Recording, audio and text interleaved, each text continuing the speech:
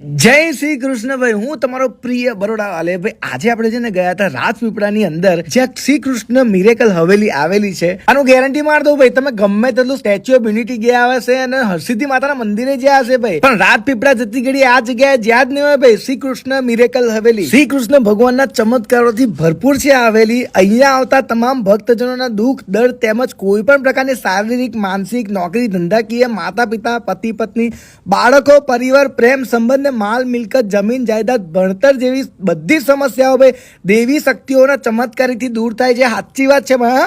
તમે એકવાર ત્યાં પહોંચશો એટલે તમને ખબર પડશે કે તમને અલગ જ દુનિયામાં આવી ગયા હોય ને ભાઈ, ગોકુળમાં પહોંચી ગયા હોય. સાચે તમને કસમ કહીને કહું, એવી ફિલિંગ આવશે. અને અહીંયા હવેલીમાં સાક્ષાત શ્રી રાધાકૃષ્ણ તેમજ અંબે માતાજી અને લક્ષ્મી માતાજીના દિવ્ય દર્શન કરીને તમારી મનોકામના તમે પૂર્ણ કરી શકો છો. સાથે સાથે અહીંયા શ્રી કૃષ્ણ ભગવાનની ચમત્કારિક લીલાઓ રજૂ કરતો ભવ્ય લેસર શો એકદમ ફ્રીમાં બતાવવામાં આવે છે ભાઈ. મને ખબર છે ભાઈ, જ્યારે તમે રાજપીપળામાં જતા હશો ત્યારે પોઈચા સ્વામિનારાયણના મંદિરે પણ જતા જ હશો, એના સિવાય સ્ટેચ્યુ ઓફ યુનિટી પણ તમે જતા હશો, પણ આ જગ્યા એટલી સરસ છે, તમે અહીંયા એટલી શાંતિ મળશે, એટલી જોવાલાયક વસ્તુઓ છે, એટલી જોવાલાયક જગ્યા છે, અને ત્યાં રોકાશો તો ખાવા પીવાની, નાસ્તાની બધી જ સગવડ આ લોકો કરી આપે છે. ત્યાં જીમ પણ અવેલેબલ છે, યોગા પણ કરાવે છે સવારે. વધુ માહિતી માટે એડ્રેસ અને મોબાઈલ નંબર આપેલા છે. તો જ્યારે પણ રાજપીપળા જાઓ છો તો શ્રી કૃષ્ણ મિરેકલ હવેલીમાં જવાનું ભૂલતા નહીં.